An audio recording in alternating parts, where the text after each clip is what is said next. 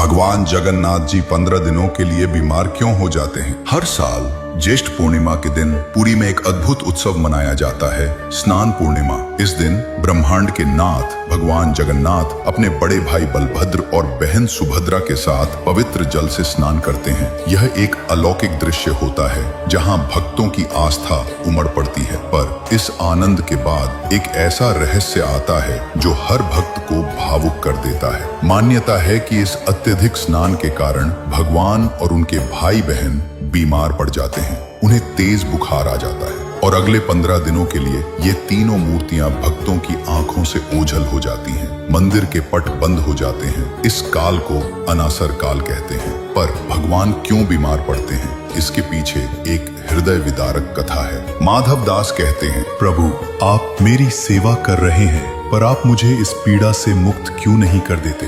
एक पल में मेरी बीमारी ठीक कर सकते हैं आप। भगवान जगन्नाथ जी कहते हैं, माधव, ये तुम्हारे कर्मों का फल है जो तुम्हें 15 दिनों तक भोगना है। यदि मैं इसे अभी समाप्त कर दूं तो तुम्हें यह कष्ट किसी और जन्म में भोगना पड़ेगा। मैं तुम्हें इस कष्ट से मुक्त नहीं कर सकता, पर मैं इसे स्वयं भोग सकता हूँ। और उस दिन से माधव दास की बची हुई 15 दिनों की बीमारी की पीड़ा भगवान जगन्नाथ ने स्वयं अपने ऊपर ले ली। यह उनके भक्तों के प्रति असीम प्रेम और त्याग का प्रमाण था। इसीलिए हर साल स्नान पूर्णिमा के बाद भगवान जगन्नाथ अपने भक्तों के कष्टों को अपने ऊपर लेकर 15 दिनों के लिए ज्वर लीला में लीन हो जाते हैं। इस दौरान मंदिर के मुख्य पट बंद रहते हैं। केवल उनके निजी सेवक दैत्यगण ही उनकी सेवा करते हैं। उन्हें आयुर्वेदिक उपचार दिया जाता है, उनका आराम सुनिश्चित किया जाता है। यह समय मूर्तियों के रंग रोगन और मरम्मत का भी होता है। उन्हें रथ यात्रा के लिए तैयार किया जाता है। यह भगवान के मानवीय स्वरूप को दर्शाता है, जो अपने भक्तों के लिए दर्द भी सहते हैं। 15 दिनों के इस एकांत और उपचार के बाद भगवान जगन्नाथ पूर्णतः स्वस्थ होकर एक नए युवा रूप में दर्शन देते हैं। इसे नव यौवन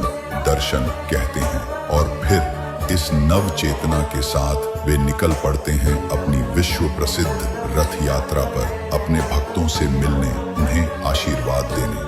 भगवान जगन्नाथ की यह ज्वर लीला हमें सिखाती है कि सच्चा प्रेम और करुणा वही है जो दूसरों के कष्ट को अपना कष्ट मान ले। यह हमें याद दिलाती है कि भगवान सिर्फ एक मूर्ति नहीं, बल्कि एक जीवंत भावुक सत्ता है जो अपने भक्तों के लिए हर पीड़ा सहने को तैयार रहते हैं। इसलिए ध्यान में रखें, जो अपने भक्तों का दुख स्वयं सहता है, वही जगत का सच्चा भगवान जगन्नाथ कहलाता है।